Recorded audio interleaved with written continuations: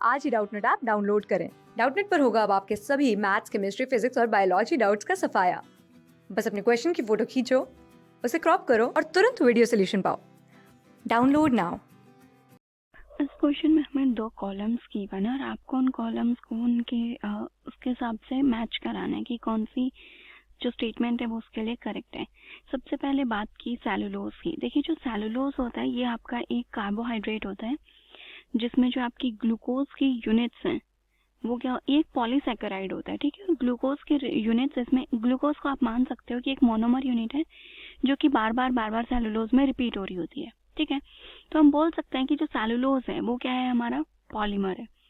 तो अगर ए की बात करें कि जो आपका ए है ये किससे मैच कर रहा है, तो इसमें क्या आ गया आपका एक तो पॉलीमर पी। देन नेक्स्ट कह रहा है नाइट्रोजन कंटेनिंग। देखिए, जो ग्लूकोज होता है इसमें नाइट्रोजन नहीं होता, इसमें सिर्फ आपका जो कार्बन और ऑक्सीजन है वो प्रेजेंट होते हैं। अगर मैं साइक्लिक चेन बनाऊं ग्लूकोज की तो ये आपका साइक्लिक कार्बन हो गया, ये हो गया आपका CH2OH। देन आपके जो OH ग्रुप्स हैं वो, तो ये आपके ग्लूकोज की बीटा फॉर्म है। तो देखिए यहाँ पे कहीं पर भी नाइट्रोजन प्रेजेंट नहीं है तो ये तो मैच नहीं करेगा। देन बात की स्टोर्ड फूड इन ह्यूमंस। तो जो सेलुलोज है ये ह्यूमंस में नहीं बल्कि जो हमारे एनिमल्स होते हैं, सॉरी, जो सेलुलोज है ये हमारे प्लांट्स में प्रेजेंट होता है। तो ह्यूमन जो बॉडी है उसमें भी इसको हमेशा फूड स्टोर नहीं करते। ठीक है, देन नेक्स्ट एस्टर। तो सेलुलोज में एस्टर भी प्रेजेंट नहीं होता। हमने सिंपली बोला कि जो ग्लूकोज है आपका इसकी यूनिट्स बार बार रिपीट हो रही होती हैं। तो जो सेलुलोज है इसका मैच सिर्फ पॉलीमर आएगा। नेक्स्ट है आपका प्रोटीन। तो देखिए, प्रोटीन की अगर बात की जाए तो प्रोटीन्स में क्या होता है, जो आपके अमीनो एसिड्स हैं, अमीनो एसिड्स बार बार रिपीट हो रहे होते हैं और जो आपके पेप्टाइड बॉन्ड है वो फॉर्म हो रहा होता है। ठीक है, लाइक जैसे आपका ये कोई भी अमीनो एसिड हो गया एक, ये आपके अमीनो एसिड की क्या होती है, एक जनरल स्ट्रक्चर।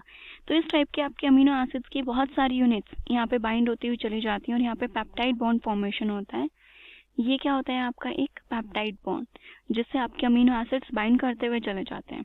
तो आपके प्रोटीन्स भी क्या हो रहे हैं कि अमीनो एसिड्स की बहुत सारी यूनिट्स अटैच हो रही हैं। तो अमीनो एसिड यहाँ पे क्या हो गया, मोनोमर यूनिट प्रोटीन की। तो प्रोटीन भी क्या हो गया आपका एक पॉलीमर। नेक्स्ट है कि नाइट्रोजन कंटेनिंग। तो जो प्रोटीन्स हैं इनमें नाइट्रोजन प्रेजेंट होता ही है, जैसे अभी हमने देखा कि इसमें क्या होता है, अमीन ग्रुप NH2 ग्रुप होता है, तो मतलब नाइट्रोजन भी प्रेजेंट है। तो इसका मैच आएगा Q। देन बोला प्रोटीन्स जो है stored food in humans.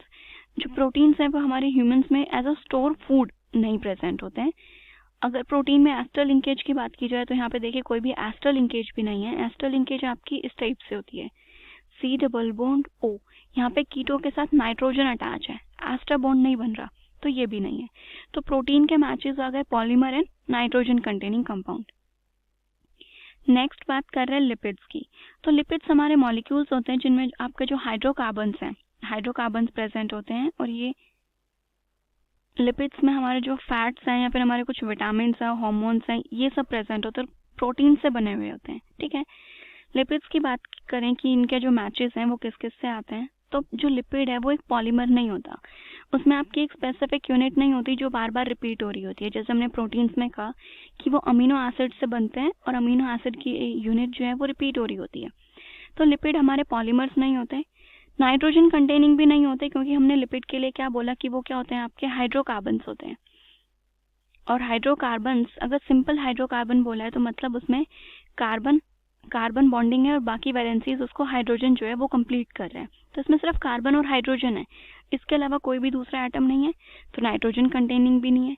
Next बात की कि जो लिपिड्स हैं स्टोर्ड फूड इन ह्यूमंस, ये बिल्कुल सही स्टेटमेंट है कि जो आपके लिपिड्स हैं वो ह्यूमंस में फूड जो स्टोर करते हैं उसमें होते हैं, क्योंकि लिपिड्स एग्जाम में क्या क्या इंक्लूड होता है, आपका फैट्स भी आते हैं, विटामिन भी होते हैं।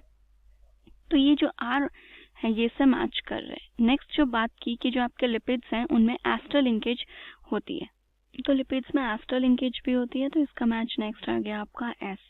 अब जो लास्ट बच रहे nucleic acid, nucleic acid like हमारा जो DNA है, RNA है, वो न्यूक्लिक एसिड्स में आते हैं। अब अगर सिर्फ मैं DNA की ही बात करूं तो DNA में क्या क्या होता है, DNA में एक आपकी शुगर होती है, देन उस जो पेंटोज शुगर होती है आपकी 5 मेंबर्ड, इस शुगर से क्या अटैच होता है, यहाँ पे आपका कोई भी बेस अटैच होता है और यहाँ पे जो आपका फॉस्फोरिक एसिड है, फॉस्फेट लिंकेज, ये अटैच होती है। ये आपका एक न्यूक्लियोटाइड बनता है, बट आपका डीएनए कैसे बनता है? ऐसे बहुत सारे न्यूक्लियोटाइड की जो यूनिट्स हैं, ये बार बार जब अटैच होती हुई चली जाती हैं तो आपका डीएनए की फॉर्मेशन होती है।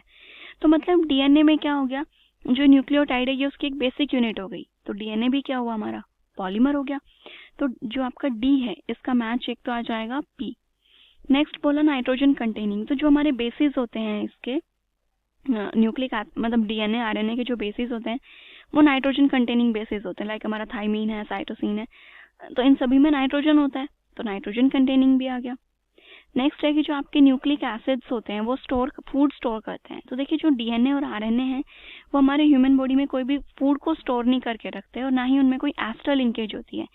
यहाँ पे जो लिंकेज आती है आपकी वो फॉस्फेट लिंकेज होती है, ठीक है, ये लिंकेज होती है, ना कि एस्टर लिंकेज, ठीक है।